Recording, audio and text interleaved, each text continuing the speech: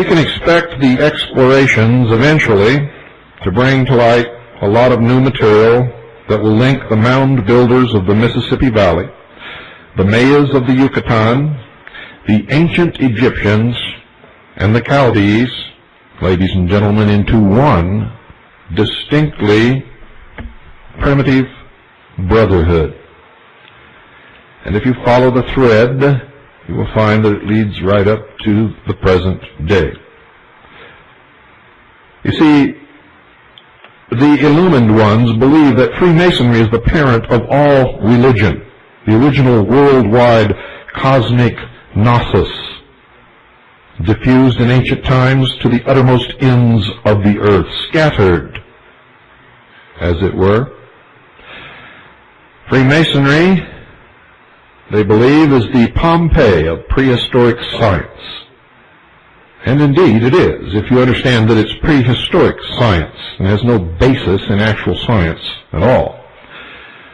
All of the Masonic ritual, its Egyptian signs, its Chaldean grips, its Sanskrit passwords, its ancient Hebrew symbols, its Kabbalistic allusions, and its historical records are supremely scientific in an ancient way, and is a survival through long ages, ladies and gentlemen, by various underground channels of the knowledge of the universe, which was gained by Sabian astronomers from the temple tops of Chaldea, India, and China, and recorded by the equally learned geometers and mathematicians of the ancient Orient. It was this knowledge, concealed within the Brotherhood, that enabled them to build the gigantic sundials, such as that at Stonehenge in England. The two pillars of masonry today are the same as those which stood before the Temple of Solomon, erected by the same building fraternity, known as the Builders, under the supervision of the priest architects who built the Sun Temple at Tyre, before which similar pillars stood. They are the very same pillars as those that stood before the ancient temples in America when Cortez gazed in wonder on the civilization of the Aztecs and then set out to destroy them. They are the very same pillars that fixed the solstitial points in the first crude circles of stone, with a central stone representing the sun, and the same pillars which became the Temple of Janus among the Romans, the totem poles of modern savages, and the Jachin and Boas of European cathedrals. You see, the key to the entire secret system is to be found in the ancient method preserved from ages long anterior to their reputed time by the Israelites of using identical characters for letters and numbers, a system called gematria, which I've discussed before. Gematria. And upon this system, which a simple mathematical formula 10-5-6-5 is shown to be the basic source of all manifested existence, that formula, when presented in the Hebrew letters corresponding to the numbers being Jod, Ha, Veh, or in English JHVH, are Yahweh, or Jehovah.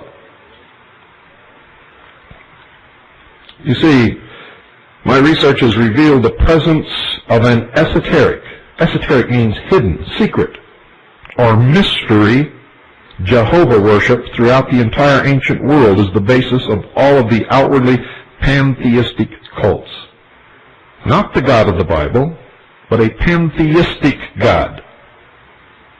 The real knowledge being concealed from the mass, or what they call the profane, by the priesthood and rulers, because they claim it was too high for them to grasp. But the truth is, this hidden knowledge was used to control them throughout the ages.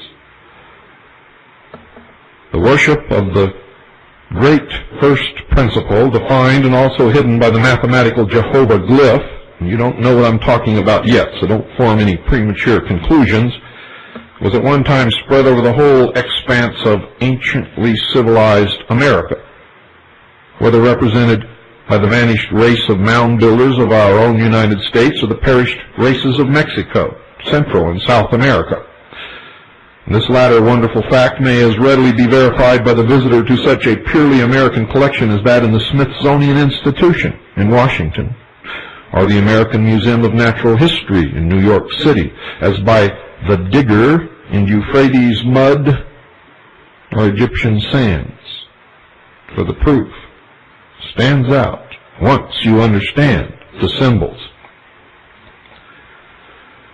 The crowning secret of the ancients, as well as of our own time, is that the study of the structural proportions of our universe as evinced in lines of force and direction, cyclic time periods, celestial areas, and visible parts reveals, ladies and gentlemen, the fact that it is of definite form, perfectly balanced proportion, and just such a synthesis of the principles of pure geometry as to show that the features exhibited are from the same causative source as that which geometrizes the snowflake, the crystal, and the flower blossom.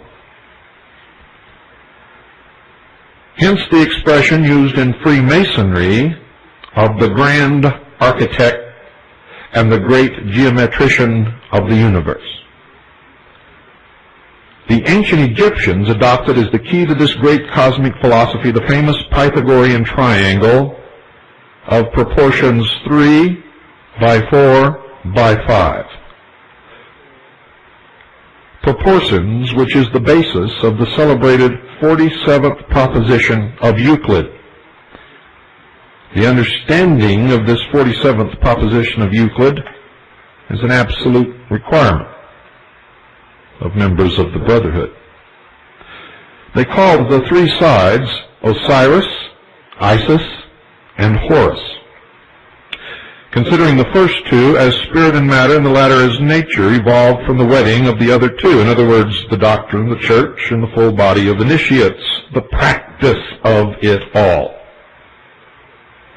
And this triangle, represented as the eye of Horus and typifying the sun, became the all-seeing eye of Freemasonry, and it is clearly visible on the reverse of the Great Seal of the United States of America.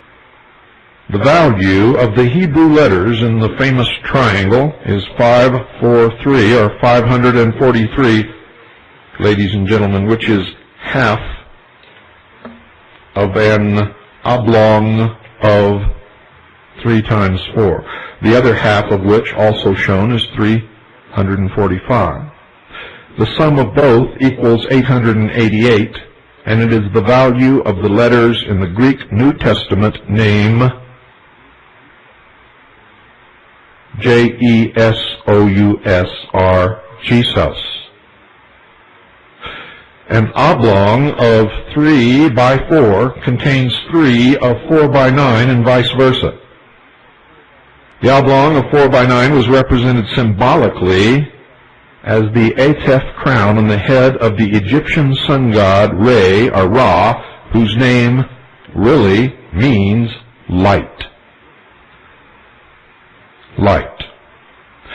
And from this simple proportion alone, according to the methods of the ancient Egyptians, can be at once correctly delineated all the main physical features of our universe in absolutely correct astronomical proportions, and in so doing has evolved a sacred ancient symbol, the trapezoid, of 10, 5, 6, 5 proportions, which became known as JHVH among the Jews, Jehovah or Yahweh, IHOH in Phoenicia, IHUH in Chaldea, HUHI in Egypt, Oihahu in India, Hohai and Fohai in China,